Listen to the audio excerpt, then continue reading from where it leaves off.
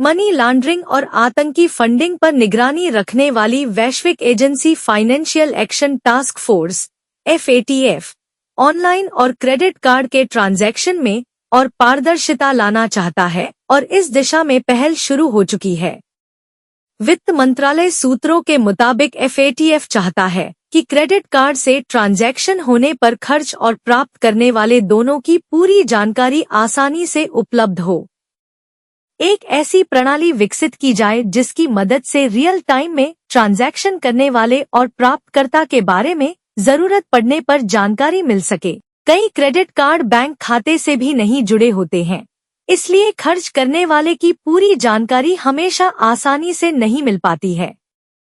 भविष्य में credit card का शुल्क बढ़ सकता है। वित्त मंत्रालय सूत्रों के मुताबिक भारत में क्रेडिट कार्ड संचालित करने वाली कंपनियों से इस बारे में नियामक बातचीत कर रहा है और इस संबंध में बदलाव पर होने वाले खर्च का वहन क्रेडिट कार्ड कंपनी करेगी। इससे भविष्य में क्रेडिट कार्ड का शुल्क बढ़ सकता है। वित्त मंत्रालय के मुताबिक पारदर्शिता लाने के लिए होने वाले बदलाव से ट्रांजैक्शन की गति प्रभावित नहीं होगी। अभी क्रेडिट कार्ड पर मुख्य रूप से यूजर का नाम होता है और उनके नंबर से देश का पता भी लगाया जा सकता है। वित्त मंत्रालय के मुताबिक FATF विदेश भ्रमण के दौरान होने वाले ऑनलाइन ट्रांजैक्शन में भी पारदर्शिता बढ़ाना चाहता है और भारत भी इसके पक्ष में है। अभी कई ऐसे पेमेंट एग्रीगेटर हैं जिनके मानक को बढ़ाए जाने की जरूरत है और सभी को नियामक के दायरे में लाने का प्रयास हो रहा है। ये एग्रीगेटर बैंक की तरह पारदर्शी नहीं है। RBI इस दिशा में काम कर रहा है। वित्त मंत्रालय के मुताबिक भारत अपने उन गैर वित्तीय संस्थान में भी पारदर्शिता लाने की कोशिश में जुट गया है जिनके माध्यम से परोक्ष रूप से वैश्विक स्तर पर वित्तीय लेनदेन का काम होता है।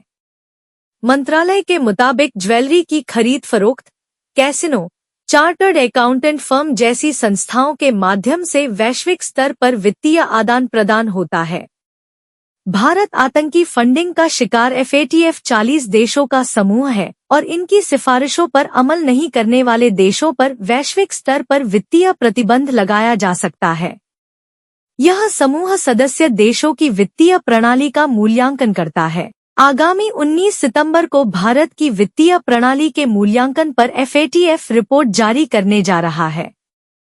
आतंकी फंडिंग रोकने में अहम भूमिका निभाएगा। भारत वित्त मंत्रालय सूत्रों के मुताबिक FATF के मंच से भारत वैश्विक स्तर पर हो रहे आतंकी फंडिंग को रोकने में अग्रणी भूमिका निभाने जा रहा है।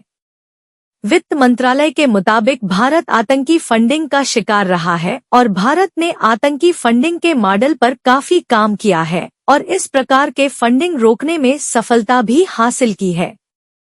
पाकिस्तान को FATF ने ग्रे सूची में डाल दिया था। भारत उन उदाहरणों के साथ आतंकी फंडिंग रोकने के लिए अन्य उपायों का मॉडल दुनिया को देगा। भारत ने ही FATF को पाकिस्तान में हो रहे आतंकी फंडिंग की जानकारी दी थी, जिसके बाद पाकिस्तान को FATF ने ग्रे सूची में डाल दिया था।